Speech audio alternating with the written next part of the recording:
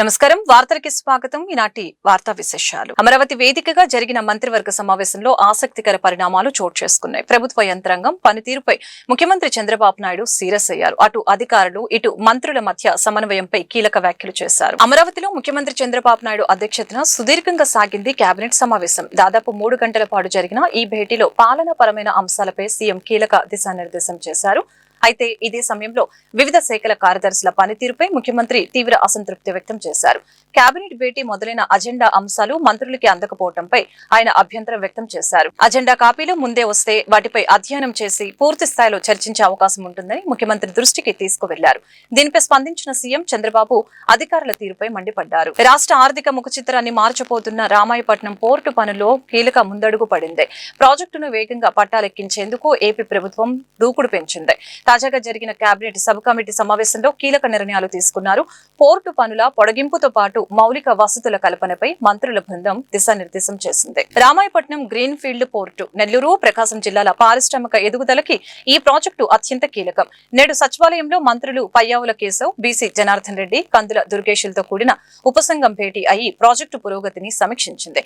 కేవలం పోర్టు నిర్మాణమే కాకుండా సరుకు రవాణా వేగవంతం చేసేలా బాహ్య కనెక్టివిటీపై ప్రభుత్వం ప్రత్యేక ఫోకస్ పెట్టింది. అలాగే భారీ రవాణాకు వీలుగా రైల్వే డబుల్ లైన్ ఏర్పాటుకు సంబంధించి భూసేకరణ ప్రక్రియను వేగవంతం చేయాలని అధికారుల్ని ఆదేశించింది. రోడ్డు ప్రమాదాల నివారణ లక్ష్యంగా ఎన్టీఆర్ జిల్లా యంత్రాంగం ఒక వినూత్న అడుగు వేసింది. రాష్ట్రంలోనే మొట్టమొదటిసారిగా బ్లాక్ స్పాట్స్ పరిశీలన బస్సు యాత్రను పోలీస్ కమిషనర్ రాజశేఖర్ బాబు మరియు జిల్లా కలెక్టర్ లక్ష్మీషా ప్రారంభించారు. విజయవాడ నగరంతో పాటు జిల్లాలోని ప్రధాన రహదారులపై రక్తపాతాన్ని అరికట్టేందుకు ఎన్టీఆర్ జిల్లా పోలీసులు సమగ్ర కార్యాచరణకు శ్రీకారం చుట్టారు.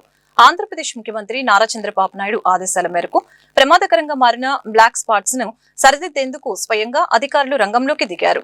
కేతనకొండ నుంచి ఎనికేపాడు వరకు సుమారు 40 కిలోమీటర్ల మేర సాగిన ఈ బస్సు యాత్రలో 12 శాఖల అధికారులు పాల్గొన్నారు. అత్యంత ప్రమాదకరంగా గుర్తించిన 28 ప్రాంతాలను క్షేత్రస్థాయిలో పరిశీలించి అక్కడ ప్రమాదాలు జరగడానికి గల కారణాలను విశ్లేషించారు. 2025వ సంవత్సరంలో మనకు 378 మంది చనిపోయారు. ఈ 378 మందిలో 210 మంది మోటార్ సైకిల్స్ చనిపోయారు. మోటార్ సైకిల్స్లు హెల్మెట్ పెట్టుకోరు. మనిషి చచ్చిపోతాం తెలిసినా కూడా రాంగ్ లేన్లో రాంగ్ రూట్లో రావడం.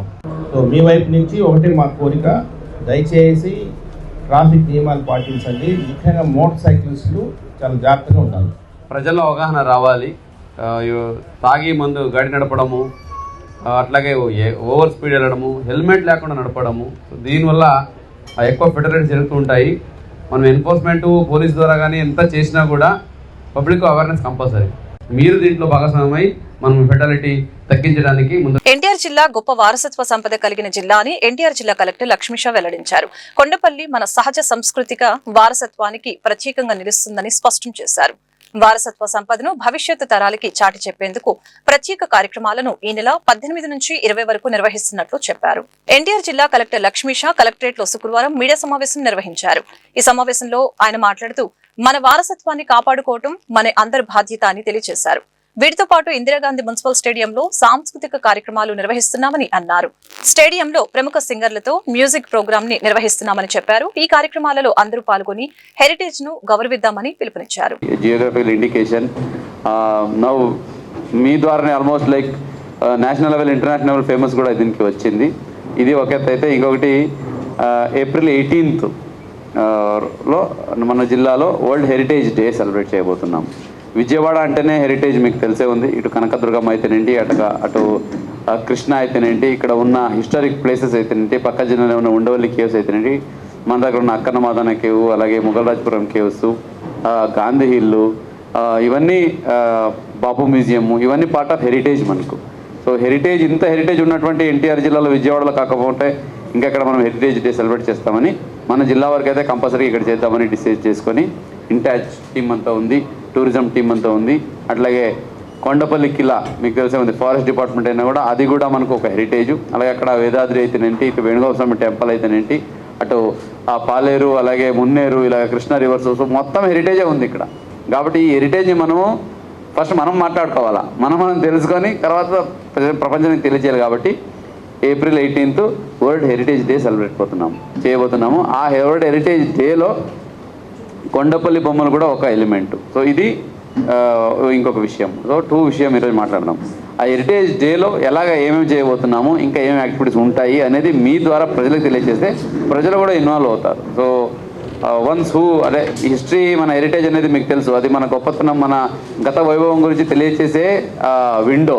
అది కనుక మనం రివైవ్ చేసుకోకపోతే యంగ్ జనరేషన్కి మన హిస్టరీ అంటే ఓన్లీ మొబైల్నేమో అనే దీనికి వచ్చేస్తారు. కాబట్టి అది రివైవ్ చేయడానికి, అది తెలియజేయడానికి ఒక 2-3 యాక్టివిటీస్. దాంట్లో కొండపల్లి నుంచి వస్తే కొండపల్లి కిలా ఉంది, అక్కడ మీకు తెలుసు ట్రెక్కింగ్ ట్రాక్ ఉంది. సో 18th మార్నింగ్ అక్కడ హెరిటేజ్ ట్రెక్కింగ్ ఉంటుంది. అక్కడ ఈ ఆసక్తి ఉన్న యూత్స్, స్పోర్ట్స్ యూనియన్స్, ఎన్జిఓస్, అలాగే ఇండివిజువల్స్ ఎవరున్నా కూడా 18th మార్నింగ్ 6 AM అక్కడ వస్తే అక్కడి నుంచి ట్రెక్కింగ్ వెళ్తాము. అక్కడ ఉన్న ఆ కొండపల్లి కిలా గురించి, కింగ్స్ ట్రైల్ అంటారు దాన్ని, రాజులు నడిచిన మార్గం అంట అది, దాని గురించి తెలియజేసుకుంటూ కొండపల్లి పైనకి వెళ్ళి ఆ కిలా మీద అక్కడ బ్రేక్ఫాస్ట్ చేసుకోవడం, అలాగే అక్కడ కొన్ని యాక్టివిటీస్ చేసుకుంటాం. ఇది ఉంటుంది. అదైన తర్వాత కొన్ని స్పోర్ట్స్ యాక్టివిటీ, ఈ ర్యాప్లింగ్కి చాలా మంచి స్కోప్ ఉంది అక్కడ, అది కూడా ఆ రోజు చేయబోతున్నాము. విజయవాడ నగరంలో అత్యంత రద్దీగా ఉండే రామవరప్పాడు రింగ్ వద్ద ట్రాఫిక్ ఇబ్బందులకి త్వరలోనే విముక్తి లభించనుంది. రహదారి భద్రతను కాపాడటమే లక్ష్యంగా Vijayawada taxi owners welfare association కీలక ముందడుగు వేసింది. రామవరప్పాడు రింగ్ వద్ద వాహనాల రాకపోకలకి ఆటంకంగా మారిన ఓ అనధికార షెడ్ ని తొలగించాలని డిమాండ్ చేస్తూ అసోసియేషన్ ప్రతినిధులు అధికారుల్ని నిలదీశారు. Vijayawada taxi owners welfare association ఆధ్వర్యంలో ఈ రోజు నగరంలో రోడ్డు భద్రతా సర్వే యాత్ర నిర్వహించారు. ఈ సందర్భంగా రామవరప్పాడు రింగ్ వద్ద ఉన్న ఒక అనధికార షెడ్ వల్ల నిత్యం వాహనదారులు ప్రమాదాలకి గురవుతున్నట్లు అసోసియేషన్ గుర్తించింది. అసోసియేషన్ అధ్యక్షులు ఎం సాయి ప్రసాద్, ప్రధాన కార్యదర్శి వై నాగేంద్ర కిషోర్ నేతృత్వంలో ప్రతినిధుల బృందం అక్కడే ఉన్న Vijayawada police commissioner SV Rajasekhar Babu, జిల్లా కలెక్టర్ లక్ష్మీష మరియు నేషనల్ హైవే అథారిటీ అధికారుల్ని కలిసి వినతి పత్రం అందజేశారు. ఆంధ్రప్రదేశ్ రాష్ట్ర కార్మిక శాఖ మంత్రి వాసంశెట్టి సుభాష్ విజయవాడలోని కనకదుర్గమ్మను దర్శించుకున్నారు. తొలుత ఇంద్రకీలాద్రికి చేరుకున్న మంత్రి వాసంశెట్టి సుభాష్ కి ఆలయ అధికారులు, అర్చకులు ఘన స్వాగతం పలికారు. అనంతరం ఆయన అమ్మవారిని దర్శించుకుని ప్రత్యేక పూజలు నిర్వహించారు. దర్శనానంతరం వేద పండితులు ఆయనకు వేదాశీర్వచనం అందచేయగా ఆలయ ఏఈఓ అమ్మవారి తీర్థ ప్రసాదాలను, శేషవస్త్రాన్ని బహుకరించారు.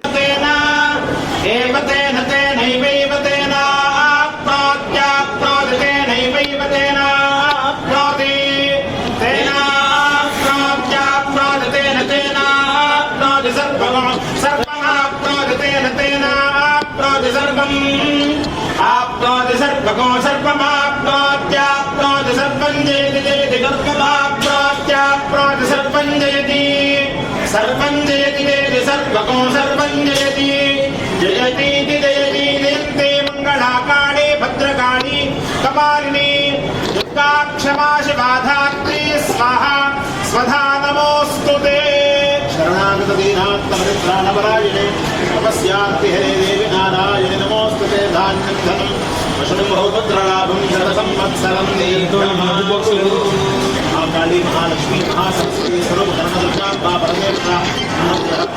ప్రజా సమస్యల పరిష్కారమే లక్ష్యంగా కూటమి ప్రభుత్వం చేపట్టిన ప్రజా దర్బార్ కార్యక్రమం ఈ శుక్రవారం కూడా సెంట్రల్ నియోజకవర్గంలో సింగనగర్లోని ఎమ్మెల్యే క్యాంపు కార్యాలయంలో నిర్వహించడం జరిగింది.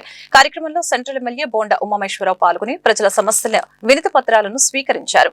ఈ సందర్భంగా బోండా ఉమా మాట్లాడుతూ సీఎం చంద్రబాబు నాయుడు ఇచ్చిన ఆదేశాల మేరకు ప్రజా సమస్యల్ని త్వరితగతిన పరిష్కరించే లక్ష్యంతో తాము పనిచేస్తున్నట్లు తెలియజేశారు. ఈ కార్యక్రమంలో తమ సమస్యల్ని అర్జీల రూపంలో తమకు తెలియజేస్తున్నారని అన్నారు. సత్వరం అధికారుల దృష్టికి సమస్యల్ని తీసుకువెళ్లి ప్రజా సమస్యల్ని పరిష్కరించేలాగా కృషి చేస్తున్నట్లు తెలియజేశారు. ఈ కార్యక్రమంలో టీడీపీ రాష్ట్ర కార్యదర్శి నవనీతం సాంబశివరావు మీడియాతో మాట్లాడుతూ ప్రజల సమస్యల పరిష్కారం కోసం ఏ ఏర్పాట్లు చేశారో వివరించారు. అది కొత్త ఓపెన్ చేయలేదు, ఇంకా ఓపెన్ చేయంగానే మీకు వస్తుంది.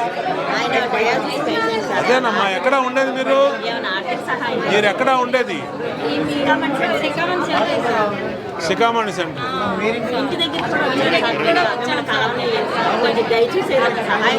చేపిస్తాను. అక్కడ మన రాజు నాళ్ళకి పరిచయం ఉండమని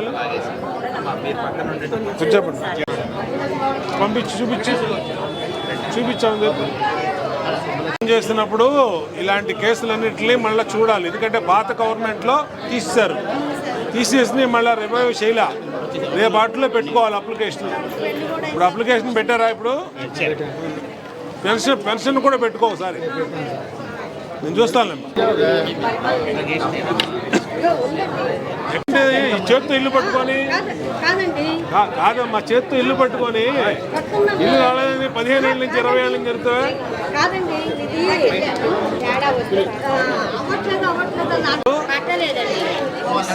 కొన్ని రోజులు ఆగండి, రేపు ఇది ఇప్పుడు పెట్టారు కదా.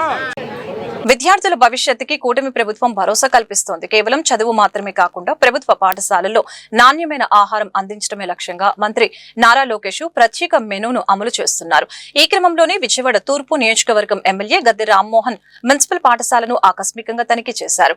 మంత్రి నారా లోకేష్ అమలు చేస్తున్న ప్రత్యేక మెనూ పట్ల విద్యార్థులు, తల్లిదండ్రులు హర్షం వ్యక్తం చేస్తున్నారని గద్దె పేర్కొన్నారు. విజయవాడ తూర్పు నియోజకవర్గ పరిధిలోని 6వ డివిజన్ కోకోకోలా వీధిలో ఉన్న బెల్లపు శ్రీరాములు మున్సిపల్ స్కూల్ ని ఎమ్మెల్యే గద్దె రామ్మోహన్ ఆకస్మికంగా సందర్శించారు. ఈ సందర్భంగా మీడియాతో మాట్లాడుతూ గత ప్రభుత్వ హయాంలో మధ్యాహ్న భోజనం తినేందుకు విద్యార్థులు ఆసక్తి చూపేవారు కాదని, కానీ కూటమి ప్రభుత్వం అధికారంలోకి వచ్చాక 100% మంది విద్యార్థులు పాఠశాలలోనే భోజనం చేస్తున్నారని తెలిపారు.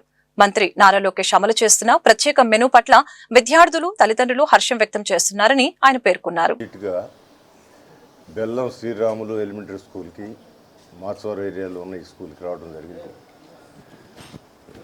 ఈ స్కూల్లో ఉన్న పరిస్థితులన్నీ కూడా గమనించుకోవడం జరిగింది.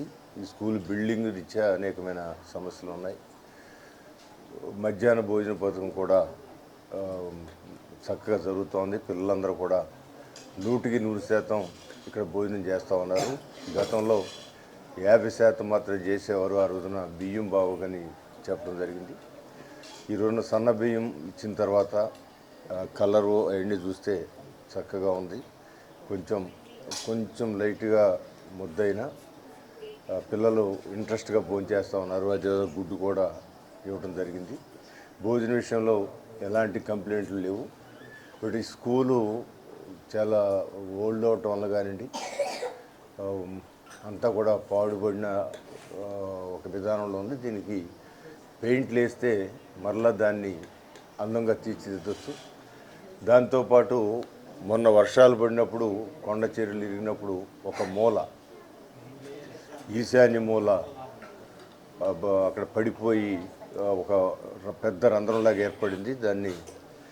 దాన్ని ఇమీడియట్గా రెక్టిఫై చేయాల్సిన బాధ్యత ప్రభుత్వం మీద ఉంది. అందుకే ఇవాళ మంత్రి గారి దృష్టి కూడా దాన్ని తీసుకెళ్తాను. ఎందుకంటే అది కొంచెం ఖర్చుతో కూడింది. అది ఉండటం వలన కొందరు తల్లిదండ్రులు పిల్లల్ని పంపించడానికి కూడా ఇబ్బంది పడుతూ ఉన్నారని టీచర్గా చెబుతూ ఉన్నారు. అందువలన ముందు ఇమీడియట్గా పిల్లల భద్రతకి ఏమాత్రం ఇబ్బంది లేకుండా ఈ డిఈ గారు వీళ్ళందరూ కూడా రావడం జరిగింది. వాళ్ళందరితో కూడా నేను చర్చించాను.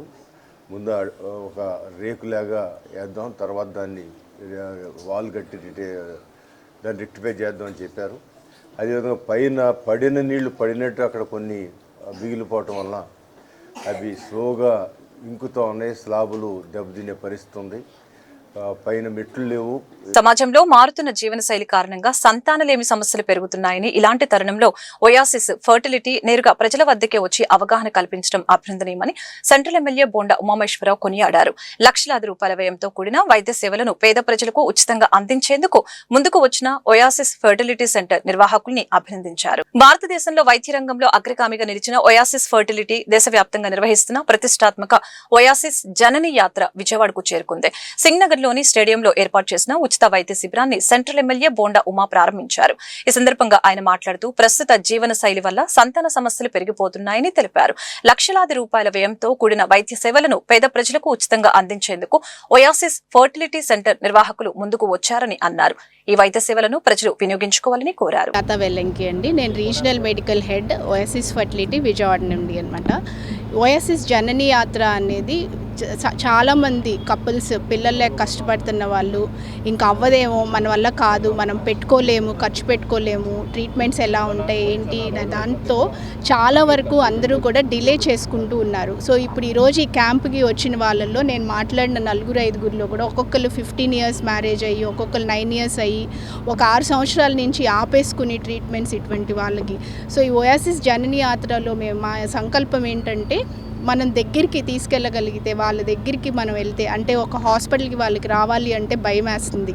సో ఒక బస్లోనే మేము consultation, counselling, free semen analysis, మగవారిలో ప్రాబ్లం ఏంటి, ఆడవారిలో ప్రాబ్లం ఏంటి, కావాల్సిన రక్త పరీక్షలు, అవి స్కాన్స్, ఇవన్నీ కూడా మనం ఫ్రీగా చేసి పెట్టి మీకున్న కండిషన్ ఇది, దీనికి ఎట్లాంటి ట్రీట్మెంట్ మనం ఇవ్వగలుగుతాము అనేది వాళ్ళకి దగ్గరలోకి మనం వెళ్ళి టైర్ 1, టైర్ 2, టైర్ 3 సిటీస్లోకి, అంటే చిన్న చిన్న పల్లెటూరులో కూడా మనం వెళ్ళి చేసుకోగలగటానికి ఈ బస్ అనేది డిజైన్ చేశాము. ఓఎస్ఎస్కి 35 సెంటర్స్ ఉన్నాయి ఇప్పుడు దేశవ్యాప్తంగా. ఈ బస్ యాత్ర అనేది సంవత్సరం కాలం పాటు నుంచి లాస్ట్ ఇయర్ స్టార్ట్ చేసాము. మనం విజయవాడ నుంచి స్టార్ట్ చేసుకుని మనం అన్ని రోజుకి ఒక్కొక్క ఊరికి వెళ్ళి ఇట్లా మనకి అవేర్నెస్ అనేది క్రియేట్ చేస్తున్నాము. ఈ బోర్డు మీద కూడా, స్క్రీన్ మీద కూడా ఫర్టిలిటీ గురించి అవగాహన వీడియోస్ అన్నీ కూడా మనం ప్లే చేయడం జరుగుతుంది.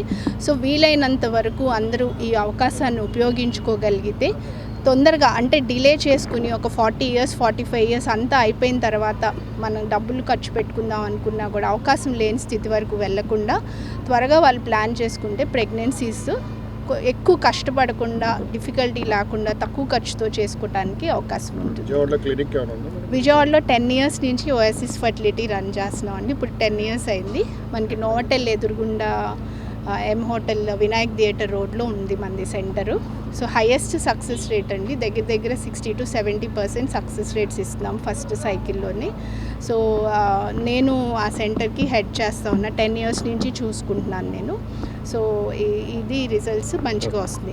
ఓవరాల్గా ఓఎస్ఎస్ 2009లో స్టార్ట్. మహిళా రిజర్వేషన్ బిల్లులో ఓబీసీ మహిళలకు అన్యాయం జరుగుతుందని బీసీ సామాజిక వర్గ నేతలు మరియు మహిళా హక్కుల కార్యకర్తలు మండిపడుతున్నారు. కేంద్ర ప్రభుత్వం ప్రతిపాదించిన 33% రిజర్వేషన్ లో ఓబీసీ మహిళలకు ప్రత్యేక సబ్ కోటా కల్పించాలని వారు ముక్త కంఠంతో డిమాండ్ చేస్తున్నారు. కులగణన చేపట్టిన తర్వాతే ఈ రిజర్వేషన్లను అమలు చేయాలని స్పష్టం చేశారు. నగరంలోని గాంధీనగర్ ప్రెస్ క్లబ్ వేదికగా బీసీ సామాజిక వర్గ నాయకులు, మహిళా సంఘాలు మరియు విద్యార్థి సంఘాల ఆధ్వర్యంలో రౌండ్ టేబుల్ సమావేశం నిర్వహించారు. చట్టసభల్లో మహిళలకి కేటాయించే 33% రిజర్వేషన్ లో బీసీ మహిళలకు సముచిత స్థానం దక్కాలని నేతలు డిమాండ్ చేశారు. మహిళా సమైక్య రాష్ట్ర ప్రధాన కార్యదర్శి దుర్గా భవాని మాట్లాడుతూ ఎస్సీ ఎస్టీ మహిళలకు ఇస్తున్నట్లుగానే ఓబీసీ మహిళలకు కూడా రాజకీయాల్లో వాటా దక్కేలాగా వెంటనే రాజ్యాంగ సవరణ చేయాలని డిమాండ్ చేశారు. ఏ కులం జనాభా ఎంత తెలియకుండా రిజర్వేషన్లు ఎలా కేటాయిస్తారని ఆమె ప్రశ్నించారు. సగభాగం ఉన్నాం, అన్ని రంగాల్లో రాణిస్తున్నాం, కానీ నిర్ణయాధికారంలో మహిళల భాగస్వామ్యం నేటికి లేదు. దాదాపు 30 సంవత్సరాలుగా చట్టసభల్లో మహిళలకు రిజర్వేషన్ కోసం అన్ని మహిళా సంఘాలు పెద్ద ఎత్తున పోరాటం చేస్తున్నా కూడా ప్రభుత్వాలకు ఏమాత్రం చిత్తశుద్ధి లేదనే విషయం స్పష్టంగా కనిపిస్తుంది. ఇటీవల కాలంలో మన కేంద్ర ప్రభుత్వం నారీ శక్తి వందన ఆధునికమైన పేరుతో మహిళా బిల్లు తీసుకొస్తున్నామని చెప్పారు. తీసుకొచ్చిన దాన్ని డీలిమిటేషన్ పేరుతో, జనాభా లెక్కల పేరుతో వాయిదా వేస్తూ ఇవాళ సడన్గా ఏప్రిల్ 8వ తారీఖున మేము భారతదేశంలో మహిళా రిజర్వేషన్ అమల్లోకి తీసుకొస్తున్నామని చెప్పారు. కానీ ఇవాళ సమాజంలో మహిళల రిప్రజెంటేషన్కి వచ్చేటప్పటికి ఇవాళ అణగారిన వర్గాలు, వెనకబడిన తరగతుల మహిళల పరిస్థితి ఇవాళ కూడా సరైన నిర్ణయం తీసుకొని పరిస్థితి క్లియర్గా కనిపిస్తుంది. రిజర్వేషన్లో ఎస్సీలకి రిజర్వేషన్ అయితే ఉంది, కానీ రాజ్యాంగంలో ఓబీసీ మహిళల పరిస్థితి ఎక్కడ ప్రస్తావన లేకపోవటాన్ని, ఇవాళ ఓబీసీ మహిళలకు అన్యాయం జరిగే పరిస్థితి కనిపిస్తుందనేవి సర్వత్రా నిరసన వ్యక్తమవుతున్న నేపథ్యంలో భారత రాజ్యాంగం ఏదైతే ఉందో రాజ్యాంగ నిర్మాణంలో భాగంగా రాజ్యాంగ సవరణ ద్వారా ఈ బిల్లు తీసుకురావాలని చెప్పేసి, అంటే ఓబీసీ రిజర్వేషన్ కావాలంటే రాజ్యాంగ సవరణ అనేది జరగాలి. ఆ రాజ్యాంగ సవరణ తీసుకొచ్చి ఎస్సీ ఎస్టీలకు ఏదైతే రిజర్వేషన్ అవకాశం కల్పించారో అలాగే ఓబీసీ మహిళలకు కూడా రిజర్వేషన్ తీసుకురావాలని చెప్పేసి ఇవాళ డిమాండ్ చేస్తూ ఉన్నాం. ఇవాళ ఏదైతే మండల కమిషన్ సిఫార్సులు ఉన్నాయో దాని ప్రకారం ఇవాళ 42% ఇవ్వాలనేది ఒక డిమాండ్ సాగుతూ ఉంది. దాంతోపాటు గతంలో ఏదైతే సుప్రీంకోర్టు గైడ్లైన్స్ ఉన్నాయో అంతకుముందు 34% ఓబీసీ మహిళలు పోటీ చేసేవాళ్ళు. ఇవాళ దాని సుప్రీంకోర్టు గైడ్లైన్ ప్రకారం 50% ఏదో రిజర్వేషన్ అయితే సరే 50% మించకూడదనే అభిప్రాయం సర్వత్రా ఉన్న నేపథ్యంలో నారీ శక్తి వందన అధీనం పేరుతో మహిళలకు 33% రిజర్వేషన్ చట్టం తేపోతా అని పెట్టారు. అయితే జనాభా గణన జరిగిన తర్వాత పెడతానని చెప్పిన మోడీ గారు అర్జెంటుగా ఇప్పుడు తేవడాన్ని ఉద్దేశం ఏంటనేది మేము ప్రశ్నిస్తూ ఉన్నాం. మేము రిజర్వేషన్ వ్యతిరేకం కాదు, రిజర్వేషన్ కావాలనే పోరాడుతున్నాం. గత 30 ఏళ్ళుగా మేము ఉమెన్ రిజర్వేషన్ కోసం పోరాడుతూనే ఉన్నాము. ఢిల్లీ వెళ్ళాము, ధర్నాలు చేసాము, వచ్చాము, ఇక్కడ లోకల్ సదస్సులు కూడా పెట్టాము. నిజంగా 30 ఏళ్ళ నుంచి ఏ గవర్నమెంట్ కూడా చట్టం ముందుకు రాలేదు. ఒకప్పుడు లల్లు ప్రసాద్ యాదవ్ వీళ్ళు ఓబీసీ రిజర్వేషన్తో పెట్టండి, మేము సపోర్ట్ చేస్తామంటే కూడా ఆ రోజు వాళ్ళ దిష్టి బొమ్మలు దగ్ధం చేశారు.